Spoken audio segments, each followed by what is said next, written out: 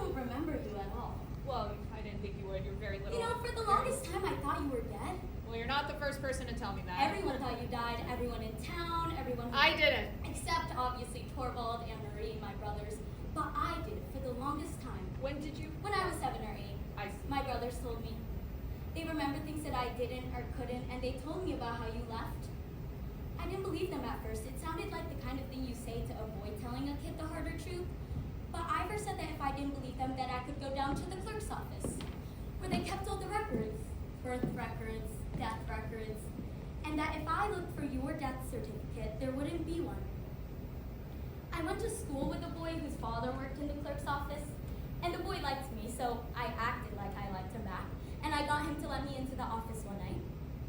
And when I looked through all the records, there was no death certificate.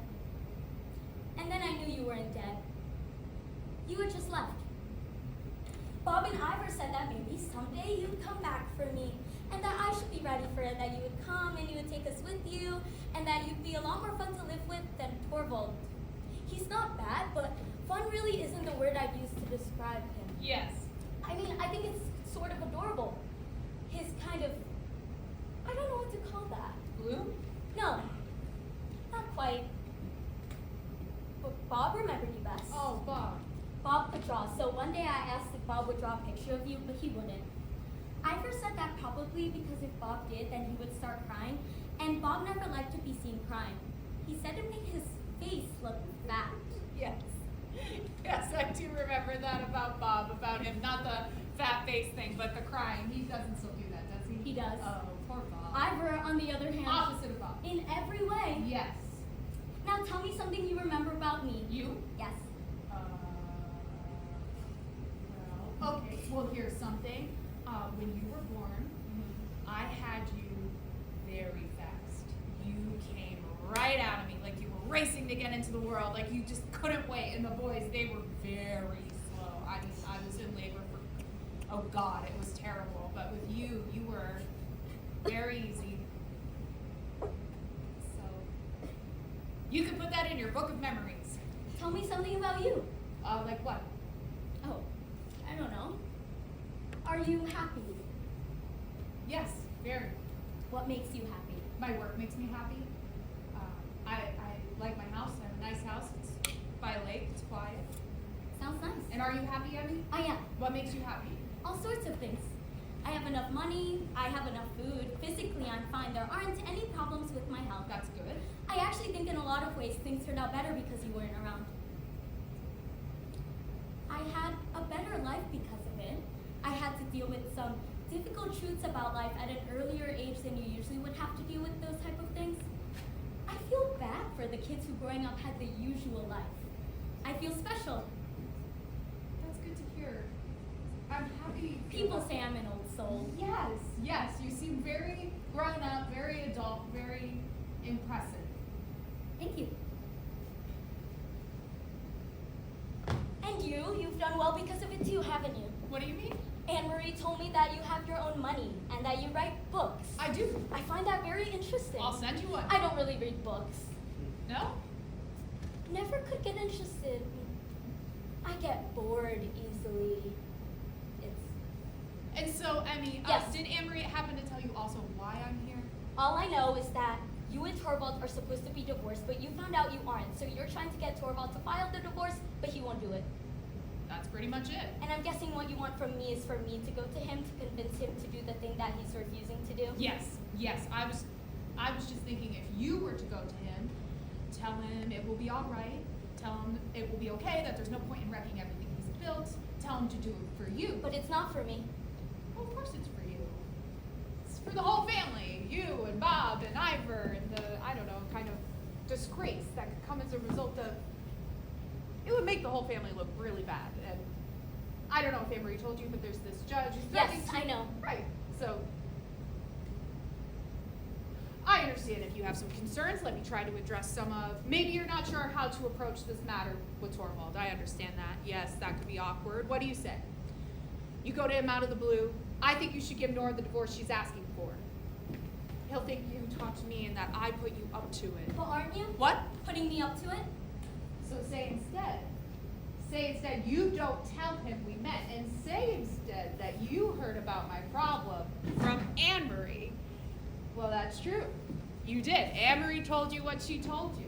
And say you got to thinking about the situation and my dilemma and what this could mean to Torvald, how it can make him look really bad, get him in a bad spot with his reputation.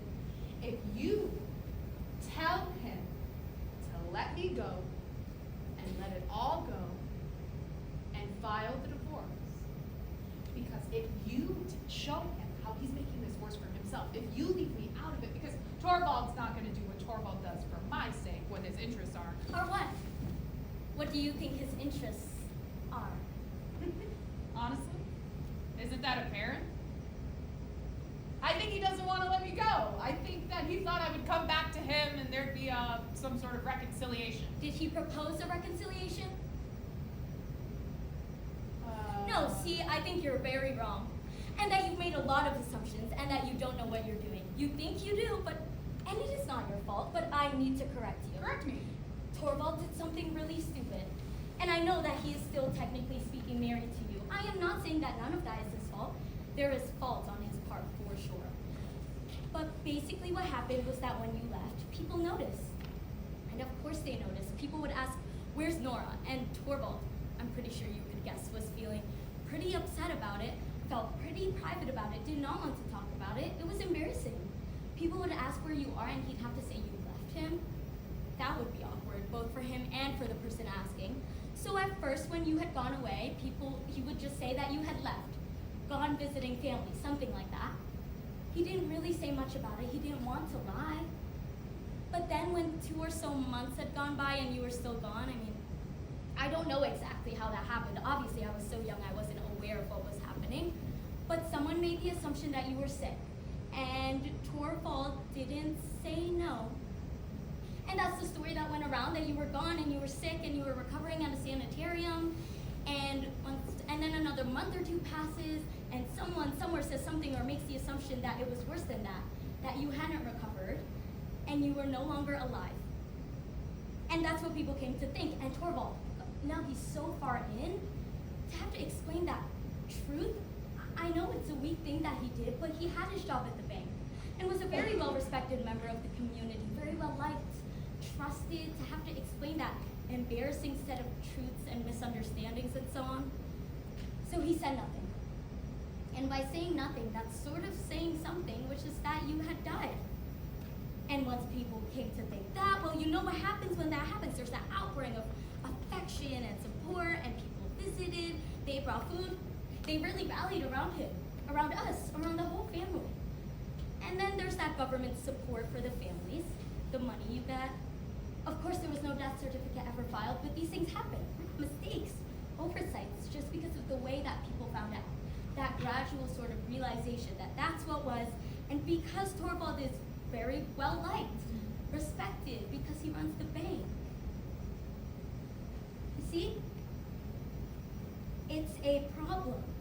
You being here, doing what you're doing, No, I don't. It's fraud. Technically, it is. It's fraud. And Torvald could be tried. He could lose everything.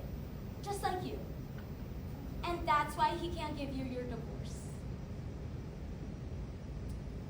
But there is another option. You die. What? Okay, let me ask. Who have you seen while you've been in town? Me, Anne-Marie, Torvald, anyone else? No. Good. Remember how I said there's no death certificate? What if there was one? What if, using the connections that I have, that piece of paper were to just show up in the files of the local clerk's office? See, if you're dead, there's no marriage. Does Torvald know about this idea? No. This is my idea. I came up with it myself. It's clever, isn't it? It is. Thank you. So will you do it then? Will you? What reason would you have for not doing it? I can't think of one. Can You'd you? be committing forgery Yes. of public records. Sure, but The kind of trouble you'd get into. no one will find out. I do have experience with this kind of thing, and you'd be surprised how these kinds of things can just sort of come to light at the worst possible But time. if Torvald's lie is exposed, then Oh, how is this right? How is this right that Torvald lies and I'm the one paying for it and you're the one paying for it and I'm the one who's expected to lose everything because he can't figure out how to file a divorce it's and just end that I'm it? engaged Ah, to a man right. named Jorgen. Jorgen. He's a banker. Of course he is. And he works with Torvald. And if you cause a scandal, he won't be able to marry me. And there goes my future, gone. You don't like that, do you? What? That I'm getting married. You think no one should get married? No, Anne-Marie told me. She told me, don't bring up Jorgen, but it seemed weird not to tell you because we're in love. I know you probably don't believe in being in love. But I do believe it. I have nothing against love, Emmy, but love is different than marriage. Marriage is this binding contract, and love is the opposite of a contract. Love is free, and it is free until the moment you marry, and then something changes, and you're no longer as free as you once were. Because you go from being two separate people to something more like one person, and you get swallowed up. And because of the way the world is, it's you who's going to get swallowed up into him, and anything you want for yourself is going to have to be part of what he wants. He's going to expect this from you. Jorgen is very kind. So is Torvald. Has nothing to do with kindness. It has to do with what people do and have always done and don't even bother to question. What do you even know about marriage? Nothing. Exactly. Because you left. I know nothing about what a marriage is or what it looks like, but I do know what the absence of it looks like. And what I want is the opposite of that. I want to be held. I want to be possessed. And I want to be somebody, something. And I can see you cringe when I say what I'm saying, but that is about you. And it is not about me. And you may want something completely different for yourself, but do not make my wants about your wants. You're telling me I don't want what I want? Emmy, I'm telling you that I once wanted what you wanted, only to find out that what I got what I wanted, it was definitely not what I wanted. But you don't know that it will be the same with me. I am not you. I have a feeling you're a lot like me. No. The kinds of things you're saying are the kinds of things I said. You don't even know me. You came back here for the first time in 15 years and you did not want to see me. The only reason you're even talking to me right now is because you want something from me. No. That's not why you wanted to see me? Yes, I came here to ask you for some help, but do you think I didn't want to see you? You don't ask me any questions. Because I don't know where to begin. How do you think it makes me feel to know that the only reason my mother wants to see me is to get me to fix a problem for her? You have never given me anything. This is the only thing I am asking you for. You are putting yourself at terrible risk. And what about you? You talked to me about the trouble I could get into by forging a death certificate. I'd imagine the trouble you're facing is worse. Aren't you scared? What scares me more is the thought of you doing everything I did that I wish I didn't do. That's worse because that means everything I've done since walking out that door means nothing. Everything you've done, which is what? The books I've books that tell women to leave their marriage. If they're feeling stuck. And they do. And some are moved to. And how is that good?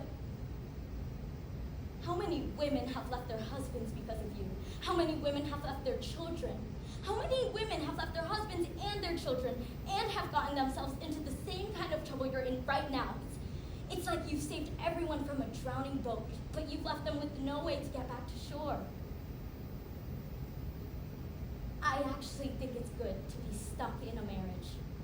It's the fact that you're bound together, that it's difficult to leave, that makes people actually want to stick around and try. And I think because if things keep going on the way you say they should, then what would that look like? A future where everyone is leaving each other, that in a lifetime, 3, 4, 5 people, you're always just skating through your life, never being able to settle or slow or experience anything that takes real difficult time. You're never finding a home. You're never finding a place to rest, a person to rest with. You're never finding a person that knows you. And what do I know? But that sounds so sad. And so lonely. And so deeply unsatisfying, this future where we're all just nomads. Is that really what you want?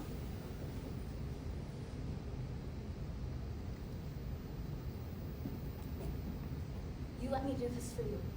Nora Helmer will officially be dead. You leave here, you move somewhere quiet, you stay quiet for a couple of years. This trouble with the judge, it will pass. And then you'll be free. Free of Nora Helmer. That's what you wanted from the very beginning, isn't it? When you walked out that door, you wanted to find out who you really were, and you found that person.